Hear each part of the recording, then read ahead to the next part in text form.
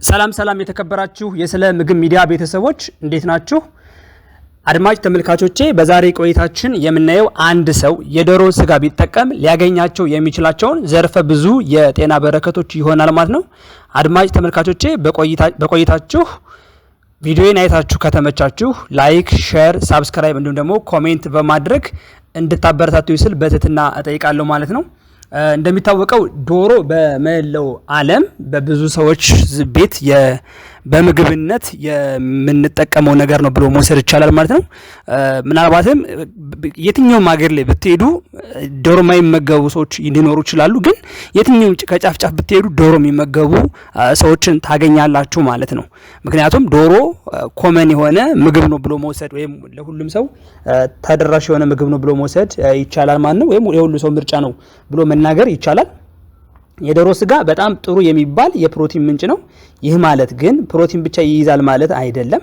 ነገር ግን የዶሮ ስጋ ልክ እንደ ፋቲ አሲድ፣ ቫይታሚን ቢ6፣ ቫይታሚን ቢ3፣ አይረን፣ ፖታሲየም እና ፎስፈረስን እንደሚይዝ የተለያዩ ጥናቶች ወይም ደግሞ የስነ ምግብ ባለሙያዎች በጥናታቸው ጠቁመዋል ማለት ነው።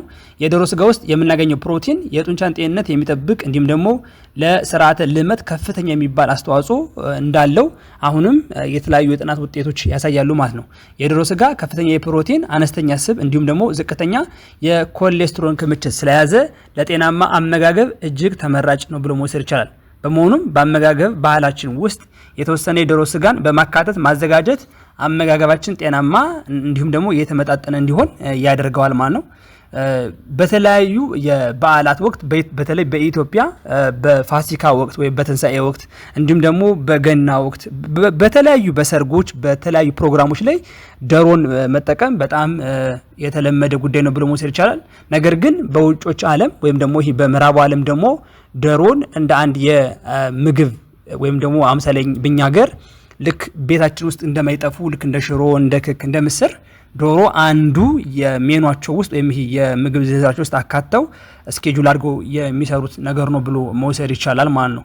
ስለዚህ ከዚህ እንደሚከተለው የምናየው ምንድነው የዶሮ ዋና ጥቅሞችን ይሆናል ማለት ነው። አንደኛ ዶሮን በመጠቀማችን የምናገኘው ነገር ምንድነው? ከፍተኛ የፕሮቲን ምንጭ መሆኑ ነው። ከዶሮ የሚገኘው ፕሮቲን በቀጥታ ለጡንቻ እድገት እንዲሁም ደግሞ ጥገና የሚያገለግል ሲሆን ጤናማ የሆነ የሰውነት ክብደት እንዲኖርን ያደርጋል። ስለዚህ አዘውትሮ የዶሮ ስጋን መመገብ ካላስፈላጊ የሰውነት ክብደት በመጠበቅ የተስተካከለ ሰውነት አቋም እንዲኖርን ያደርጋል። የአይምሮ እድገትንና ተግባርንም ያሻሽላል። የቆዳና አጠቃላይ የጤናንም ያሻሽላል። ስለዚህ የዶሮ ስጋ በአስደናቂ ሁኔታ ገንቢ እንዲሁም ደግሞ በአስደናቂ ሁኔታ በዓለም ዙሪያ ታዋቂ ከሆኑ የፕሮቲን ምግቦች አንዱ ነው ብሎ መውሰድ ይቻላል ማለት ነው። ሙሉ ፕሮቲን በሰውነታችን በራሱ ሊሰራው የማይችል 9ኙንም አስፈላጊ አሚኖ አሲድ የሚያቀርብ ፕሮቲን ነው ብሎ መውሰድ ይቻላል ማለት ነው። አሚኖ አሲድ ፕሮቲንን ለማምረት ያገለግላል። ስለዚህ ይህንን አሚኖ አሲድ ከምን ልናገኘው እንችላለን ማለት ነው? ከዶሮ ስጋ ማግኘት እንችላለን ማለት ነው። ፕሮቲን ሰው አካል ውስጥ በእያንዳንዱ ህዋስ ወይም ደግሞ ሴል ውስጥ ይገኛል። ለብዙ አስፈላጊ የሰውነት ተግባራት በጣም አስፈላጊ ነው ብሎ መውሰድ ይቻላል። ከዚህም ውስጥ ለደም መርጋት፣ ለእይታ፣ ለበሽታ መከላከያ ምላሽ፣ የፈሳሽ ሚዛንን ለመቆጣጠር፣ ለእድገት ሆርሞናችን እንዲሁም ደግሞ ለጸረ እንግዳ አካላት ኢንዛይሞች ለማምረት ይረዳል ማለት ነው። ዶሮ ስስ ስጋ ነው። ይሄም ምንድነው ማለት ነው? ከፍተኛ የፕሮቲን ዝቅተኛ የስብ ክምችት እንዳለው ያሳየናል ማለት ነው። በ100 ግራም የተጠበሰ ዶሮ ውስጥ 31 ግራም ምን እናገኛለን ማለት ነው? ፕሮቲን እናገኛለን ማለት ነው። ስለዚህ ይህ ምንድነው ማለት ነው? እያንዳንዱ ሰው ከሚያስፈልገው የፕሮቲን መጠን በብዙ ወይም በብዛት እናገኛለን እንደማለት ነው። ሁለተኛ ላይ የምናገኘው ተፈጥሯዊ የድብርት ማስወገጃ መንገድ ነው፣ ዶሮን በመጠቀም ማለት ነው። የዶሮ ስጋ ምን አለው ማለት ነው? ትራይፓቶፋን የሚባል አሚኖ አሲድ ክምችት ስላለው በድብርት ወቅት የተወሰነ የዶሮ ስጋን በመመገብ አእምሮን ዘና ማድረግ እንዲሁም ደግሞ ድብርትን ማስወገድ ይቻላል ማለት ነው። ይሄ ሁለተኛው የዶሮ ስጋ ጥቅም ነው ማለት ነው። ሶስተኛ ላይ የምናገኘው ለአጥንት እድገት ትልቅ አስተዋጽኦ ያደርጋል። እድሜ እየገፋ በሚሄድበት ወቅት ለሚከሰት የአጥንት መሳሳትና ማለቅ ፍቱን መፍትሄ ይሰጣል ማለት ነው። በውስጡም የያዘው ከፍተኛ የፕሮቲን ክምችት የአጥንት እድገትን በማስቀጠል የአጥንት መሳሳትና መድከምን በከፍተኛ ሁኔታ ይከላከልናል። በተጨማሪም ራሱ ወሳኝ የካልሲየም ምንጭ ባይሆንም የሚሰጠው ፕሮቲን ለአጠቃላይ የአጥንት ጤና አስተዋጽኦ ያደርጋል ማለት ነው። ፕሮቲን የአጥንት ጥንካሬን ለመጠበቅ እንደነ ኦስቲዮፖሮሲስ ያሉ ሁኔታዎችን ለመከላከል በጣም አስፈላጊ ነው ብለን መውሰድ እንችላለን ማለት ነው። አራተኛ ላይ የምናገኘው ፕሮቲን የዶሮ ስጋ ለልብ ጤንነት በጣም አስፈላጊ ነው ማለት ነው። በሰውነት ውስጥ የሆሞሳይቲን የሚባል አሚኖ አሲድ ክምችት ከፍተኛ መሆኑ የደም ቧንቧ በሽታን የልብ የደም ቧንቧ በሽታን ያስከትላል። ምስጋና ለዶሮ ስጋ ይግባውና ጥቂት መለላጫ ስጋ በመብላት በሰውነት ውስጥ ያለውን የሆሞሳይቲን መጠን መቆጣጠርና የልብ ጤናን መጠበቅ ይቻላል ማለት ነው። ሌላው አምስተኛ ላይ የዶሮ ስጋ ፎስፈረስ የሚባል ንጥረ ነገር ምግቡ በውስጡ ስለያዘ የጥርስና የአጥንት እድገትን ጥንካሬን ይቆጣጠራል። ከዚህ በተጨማሪም ኩላሊት፣ ጉበት እንዲሁም ደግሞ አጠቃላይ ማዕከላዊ ስርዓተ ነርቭ በትክክል ስራውን እንዲሰራ ወይም በትክክል ስራውን ሰርቶ ተግባራቶች እንዲወጣ ያግዘዋል ማለት ነው።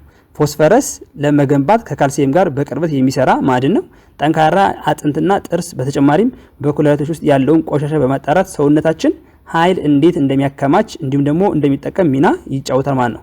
ዶሮ ጥሩ የፎስፈረስ ምንጭ ሲሆን በ100 ግራም የዶሮ ስጋ ውስጥ 196 ሚሊ ግራም ምን ማግኘት እንችላለን? ፎስፈረስ ማግኘት እንችላለን ማለት ነው። ስድስተኛ ላይ የምናገኘው በዶሮ ስጋ ውስጥ የሚገኘው ሴላኒየም የተባለው ሚኔራል ወይም ማዕድን በሰውነት ውስጥ ምግብ እንዲቃጠልና የሰውነት በሽታን የመከላከል አቅም እንዲጎለብት ያግዛል ወይም ደግሞ ያደርጋል ማለት ነው። ሴላኒየም የጸረ ተዋሲያን ባህሪያት ያለው የመተካከያ ማዕድን ነው። እንዲሁም ደግሞ ሴሉላር በነፃ ራዲካል ላይ ጉዳት እንዳይደርስ ለመከላከል ይረዳል። በተጨማሪም በሽታ የመከላከል ስርዓትን ይደግፋል። እንዲሁም ደግሞ የታይሮይድ ተግባር በስርዓት እንዲወጣ ያደርጋል ማለት ነው። ዶሮ ጠቃሚ የሴላኒየም ምንጭ ሲሆን በ100 ግራም የሚያቀርበው 100 ግራም ዶሮን ብንጠቀም 22.4 ማይክሮግራም ማለት ነው ሴላኒየም ማግኘት እንችላለን። ይሄ አንድ አዋቂ ሰው በቀን ከሚያስፈልገው 41%ን ይሸፍንልናል ማለት ነው። ሰባተኛ ላይ የምናገኘው በቫይታሚን B6 የበለጸገ መሆኑ ነው። ቫይታሚን B6 የኢንዛይሞችን እንቅስቃሴ በማፋጠን በህዋስ ውስጥ የምግብ የመቃጠል ሂደትን ያፋጥናል። ስለዚህ የዶሮ ስጋ መመገብ የሰውነትን የምግብ ማቃጠል ሂደት በማፋጠን ከፍተኛ ጉልበት እንዲያገኝ የደም ቧንቧዎች ጤናማ እንዲሆኑና ጤናማ የሆነ እንቅስቃሴ እንዲኖረን ያደርጋል ማለት ነው። ስምንተኛ ላይ የዶሮ ስጋ ኒያሲን በሚባል የቫይታሚን የበለጸገ ስለሆነ ካንሰርን ጨምሮ በዘረመል ላይ ለሚከሰቱ የተለያዩ ጉዳቶች እንዲሁም አደጋዎች ይከላከላል ማለት ነው። ኒያሲን በዶሮ ውስጥ የሚገኘው ሌላው አስፈላጊ ቪታሚን የቪታሚን ቢ ዘር ነው ብሎ መውሰድ ይቻላል ማለት ነው።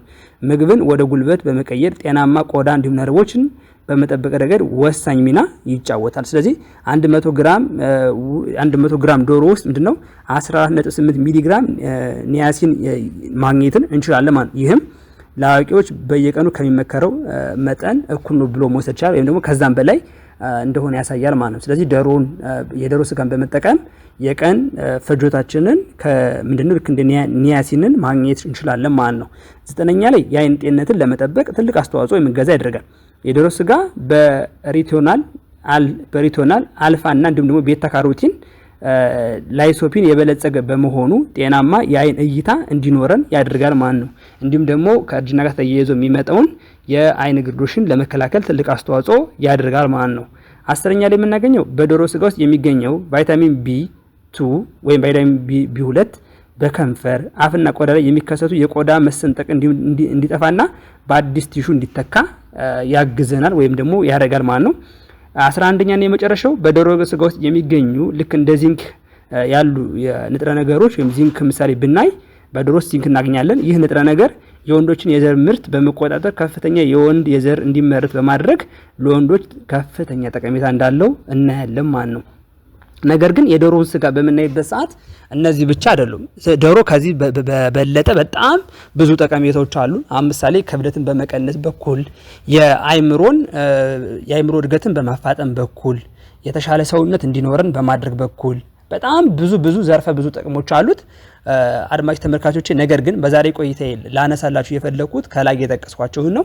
በሌላ ቪዲዮ ደግሞ ወይም ደግሞ በክፍል 2 ምን ይዤ መጣ ይሆናል ማለት ነው። የዶሮ ጥቅም ከዚህ አሁን ከጠቀስናቸው ውጭ ያሉትን ይዤ መቀርብ ይሆናል። አብራችሁኝ ስለቆያችሁ አመሰግናለሁ። በሌላ ቪዲዮ እስከምንገናኝ ሰላም ሁኑ።